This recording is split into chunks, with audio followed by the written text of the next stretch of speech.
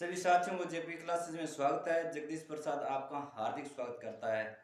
कर्मवीर कर्म करे निष्फल रहे न वीर, वे हिजक सागर में गिरे लांगे चारों तीर।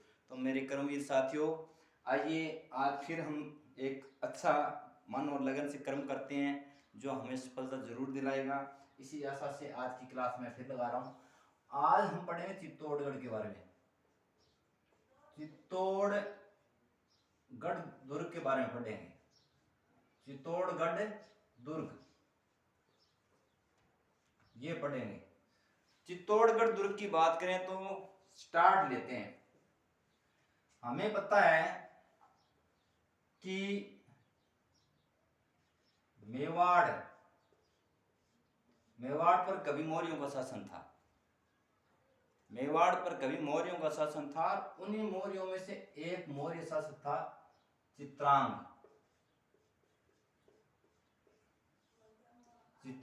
मौर्य।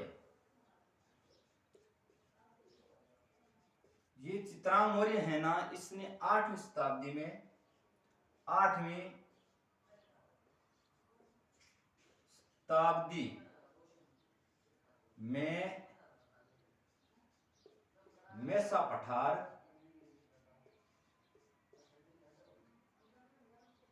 त्रिकूट पहाड़ी या चित्रकूट पहाड़ी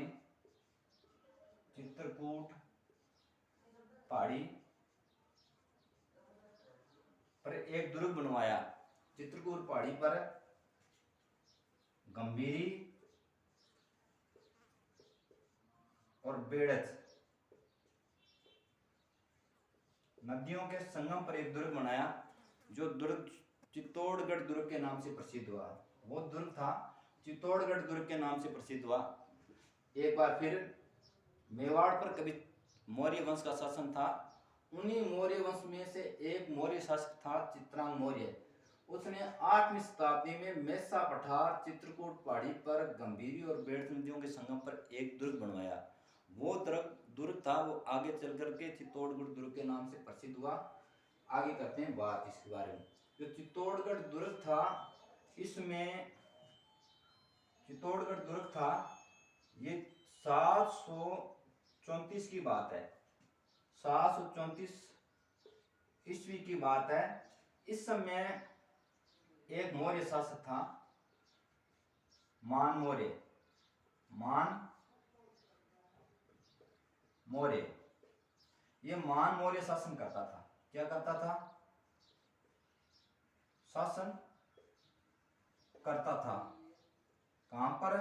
चित्तौड़गढ़ दुर्ग पर। और इसी समय गुहिल वंश, जो गुहादित्य है, गुहादित्य, इसका एक वंशज था कालभोज। ये कालभोज था, ये बप्पा रावल के नाम से प्रसिद्ध हुआ। किस नाम से प्रसिद्ध हुआ? बप्पा रावल की जो ये उपाधि है, ये हरित ऋषि ने दी थी, क्योंकि उसने हरित ऋषि की गायें चराई थी। और गाय चराने से वो हरित ऋषि उस पर प्रसन्न हो गया। प्रसन्न होने के कारण कालभोज को बप्पा रावल की उपाधि दे दी। इस बप्पा रावल ने क्या किया? इस बप्पा रावल ने मान मौर्य को हरा दिया। 734 ईस्वी में हरा करके इस चित्तौड़ दुर्ग है ना, ये चित्तौड़ दुर्ग, इस चित्तौड़ दुर्ग पर गुहिल वंश की नींव स्थापित कर दी। गुहिल वंश की नींव स्थापित होगी या गुहिल वंश की स्थापना होगी। इतनी बात आपकी समझ में आई होगी। एक बार दोबारा बताता हूं। मेवाड़ पर कभी मौर्य वंश के राजाओं का शासन था। ये बात 8वीं शताब्दी की है, जब एक मौर्य शासक जिसका नाम था चित्रांग मौर्य, उस चित्रांग मौर्य ने 8वीं शताब्दी में मेसा पठार पर और चित्रकूट पहाड़ी पर और गंभीरी और बेड़च नदी के संगम पर एक दुर्ग बनवाया। उस दुर्ग था, वो कालांतर में चित्तौड़गढ़ दुर्ग के नाम से प्रसिद्ध हुआ। फिर इसी दुर्ग पर एक समय आया 734 ईस्वी का। उस समय यहाँ पर उसी के एक मौर्य वंश का शासक था जिसका नाम था मानमोरी, वो शासन करता था। और इसी समय गुहादित्य था, उसका वंशज था कालभोज, जो बप्पा रावल के नाम से प्रसिद्ध हुआ। वो बप्पा रावल की जो उपाधि थी वो हरित ऋषि, गाय चराने पर हरित ऋषि ने दी। इसी बप्पा रावल ने मान मौर्य को हरा करके 1734 के अंदर चित्तौड़गढ़ दुर्ग पर अधिकार कर लिया और गुहिल वंश की स्थापना कर दी। इतनी बात मैंने आपको इसमें बताई है। आगे करते हैं। चित्तौड़गढ़ दुर्ग है, चित्तौड़गढ़ दुर्ग सबसे बड़ा लिंक फोर्ट है। चित्तौड़गढ़ दुर्ग क्या है? सबसे बड़ा लिविंग फोर्ट है। लिविंग फोर्ट है। यहाँ पर मानव लोग हैं जो निवास करते हैं और कृषि करते हैं। क्या करते हैं? कृषि करते हैं। ये जो चित्तौड़गढ़ दुर्ग है इसको दक्षिण और पूर्व का प्रवेश द्वार कहा जाता है। दक्षिण पूर्व का प्रवेश द्वार कहा जाता है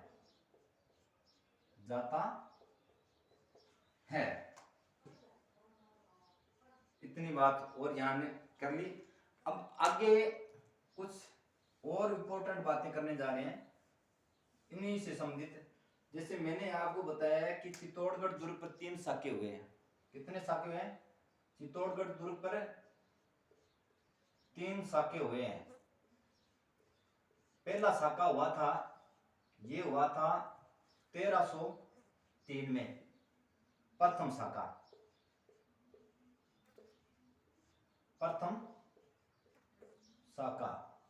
दूसरा साका हुआ था, ये हुआ था 1534 में, दूसरा साका हुआ था, दूसरा साका।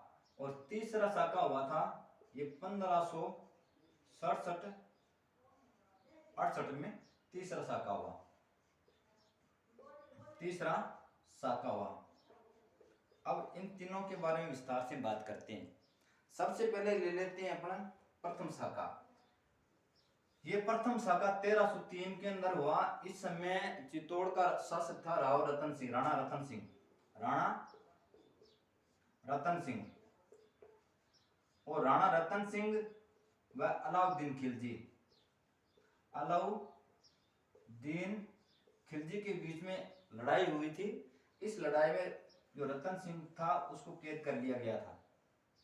कैद करने के बाद में पद्मनी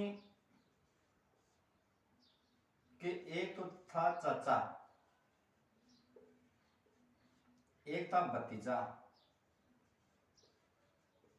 उनका नाम था गोरा बादल। क्या नाम था? गोरा बादल, गोरा और बादल। इन्होंने बड़ी वीरता दिखाई थी इस युद्ध में, इन्होंने बड़ी वीरता दिखाई थी। रतन सिंह मारा जाता है, राणा रतन सिंह, अलाउद्दीन की जीत होती है और गोरा और बादल लड़ते हुए वीरगति प्राप्त होते हैं। और विजय स्तंभ के पास में, जो विजय स्तंभ है इसके पास में बहुत सी रानियों के साथ में पद्मनी ने ऐतिहासिक जौहर किया। ये था प्रथम शाखा। इसमें गोरा बादल ने केसरिया किया और रतन सिंह भी इसमें केसरिया में शहीद होते हैं। और पद्मनी इसमें जौहर करती है और इसके चाचा और भतीजा गोरा बादल थे, वो बड़ी वीरता से लड़ते हुए अपने जीवन का बलिदान करते हुए केसरिया करते हैं। ये है प्रथम शाखा चित्तौड़गढ़ का। अब चित्तौड़गढ़ के दूसरे के शाखे की बात करते हैं। तो दूसरा शाखा जो हुआ, दूसरा शाखा ये हुआ था 1534 के अंदर। 1534 की बात करें तो मेवाड़ जो चित्तौड़ घराना था, इस चित्तौड़ घराने में कर्णवती शासन कर रही थी। कर्णवती के संरक्षण में विक्रमादित्य शासन कर रहा था, विक्रमादित्य शासन कर रहा था। और एक शासक था गुजरात का बहादुर शाह, बहादुर शाह जो गुजरात का शासक था, इनके बीच में था। और इस समय कर्णवती ने हुमायूं को राखी भी भेजी थी। हुमायूं को राखी भेजती है, लेकिन राखी क्या पता समय पर नहीं पहुंचती है, उसको सूचना समय पर नहीं मिलती है, या कैसा भी हो वो लेट पहुंचती है। तब तक कर्णवती ने जोर कर लिया था और विक्रमादित्य की मृत्यु हो जाती है और बहादुर शाह की विजय हो जाती है। ये दूसरा साका था जो चित्तौड़गढ़ का था। अब बात करते हैं तीसरे साके की। जो तीसरा साका हुआ ना, ये तीसरा साका हुआ था 1567-68 में हुआ था। इस समय चित्तौड़ का शासक कौन था? उदय सिंह था। चित्तौड़ का शासक कौन था? उदय सिंह था। उदय सिंह शासक था, लेकिन उदय सिंह तो चला जाता है कुंभल, अपने परिवार को लेकर के कुंभलगढ़ चला जाता है। कुंभलगढ़ चला जाता है और पीछे चित्तौड़गढ़ दुर्ग का रक्षा का भार जयमल राठौड़ को सौंप के जाता है। और इसके अंदर जयमल राठौड़ और फत्ता सिसोदिया ने बड़ी वीरतापूर्ण लड़ाई लड़ते हुए केसरिया किया। और जयमल की पत्नी थी फूल कंवर, इसने जौहर किया था। और इस समय जयमल जो शहीद होता है वो हनुमानपोल के पास होता है। हनुमानपोल के पास में ये शहीद होते हैं, वीरगति प्राप्त होती है। और यहीं पर हनुमानपोल के पास इनकी छतरी बनाई हुई है। और जो फत्ता है एक कल्ला राठौड़ था,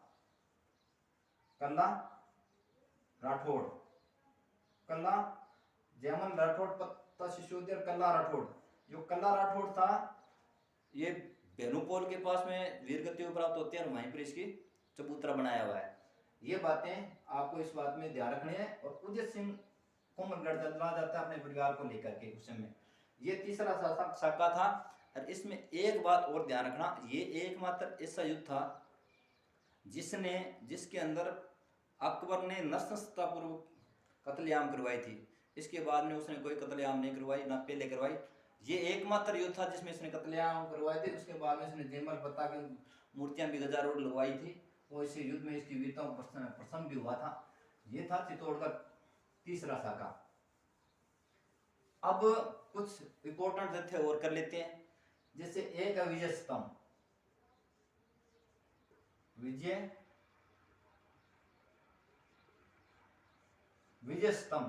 ये विजय स्तंभ था ना, ये गुजरात का शासक था।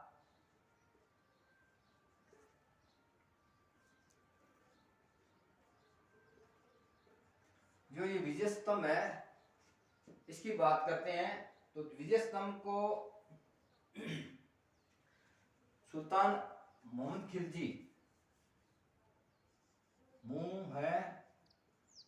खिलजी था एक, इसके और राणा कुंभा के बीच में लड़ाई होती है। इस लड़ाई में राणा सांगा जीत जाता है और इस जीत की खुशी में उन्होंने विजय स्तंभ का निर्माण करवाया। विजय स्तंभ का राणा कुंभा ने निर्माण करवाया और मोहम्मद खिलजी को इसने हरा दिया था। और इसका वास्तुकार था जेता। इसका वास्तुकार कौन था? वास्तुकार जेता था। इतनी बात, महमूद खिलजी को हराने की खुशी में राणा कुंभा ने विजय स्तंभ बनवाया और इसका जो वास्तुकार था वो जेता था। और विजय स्तंभ की बात और करें तो विजय स्तंभ 9 मंजिला है। जो विजय स्तंभ है ना, ये 9 मंजिल है। इसकी 9 मंजिलें हैं और 122 फीट ऊंचा है। इतनी बात इसकी कर ली। और आगे थोड़ी बहुत बातें और है वो और कर लेते हैं। आगे जब बात करते हैं एक कीर्ति स्तंभ है। कौन सा? कीर्ति स्तंभ। कीर्ति स्तंभ 7 मंजिला है। कीर्ति स्तंभ की कितनी मंजिलें हैं? 7 मंजिलें हैं। और ये आदिनाथ को समर्पित है। आदिनाथ को समर्पित है। और इसका निर्माण जो करवाया था कीर्ति स्तंभ का 7 मंजिला है, इसको ये आदिनाथ को समर्पित है। और इसके बारे में और बात करें, बघेरराव जैन जीजा एक शासक था, बघेरवाल राव जीजा ने इसका निर्माण करवाया था। कीर्ति स्तंभ 7 मंजिला है, आदिनाथ ने को समर्पित है, बघेरराव जीजा ने इसका निर्माण करवाया था। और इसके अंदर तालाब की बात करें तो भीमलत है। तो भीमलत, मानमोरी तालाब, भीमलत तालाब, मानमोरी, भीमलत तालाब, मानमोरी तालाब, और एक रामकुंड है, रामकुंड है। अब इसके बारे में जो पोल बड़े हुए, इसके पोलों के बारे में बात कर लेते हैं। इसमें 7 पोल है इसके, तो 7 पोलों पर विचार कर लेते हैं। सबसे पहले एक पोल है रामपोल, रामपोल। दूसरा है हनुमान पोल, और एक है लक्ष्मण पोल, लक्ष्मण पोल। एक है त्रिपोलिया, एक है त्रिपोलिया, रामपोल, हनुमान पोल, लक्ष्मण पोल, त्रिपोल, गणेश पोल, गणेश पोल। और 1, 5 और 6 गणेश पोल, रामपोल, हनुमान पोल, लक्ष्मण पोल, त्रिपोलिया, गणेश पोल, पांडुपोल, पांडुपोल। रामपोल, हनुमान पोल, लक्ष्मण पोल, त्रिपोलिया, रामपोल, वेणुपोल, गणेश पोल, लक्ष्मण पोल, जोड़न पोल। एक पोल कौन सा आ गया? 7वां जोड़न पोल, जोड़न पोल। ये 7 पोल है, जिसके अंदर जो हनुमान पोल है, यहाँ पर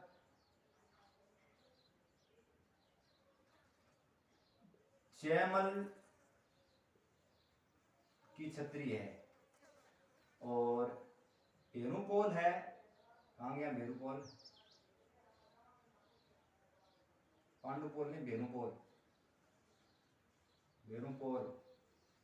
ये भेरूपोल है, यहाँ पर कल्ला राठौड़ की, कल्ला राठौड़ की छतरी है। इतनी बात हमने इसके बारे में पढ़ी है। और भी अगर इसमें छोटी छोटी बातों पर ध्यान दिया जाए तो और भी बड़ी लिविंग कोटा सबसे बड़ा। और हमने इसके जो चित्तौड़गढ़ दुर्ग के बारे में जो इम्पोर्टेंट चीजें थी वो हमने कर ली है। और ये क्लास आपको कैसी लगी, जरूर इस क्लास को देखें और ज़्यादा से ज़्यादा लाइक शेयर सब्सक्राइब करें। प्यारे विद्यार्थियों, मेरे साथियों, मेरे कर्मवीरों, मैं आपके साथ में ईमानदारी से जुड़ा हुआ हूँ, आप भी मेरे साथ ईमानदारी से जुड़िए। धन्यवाद। आज की क्लास इतनी। Thank you.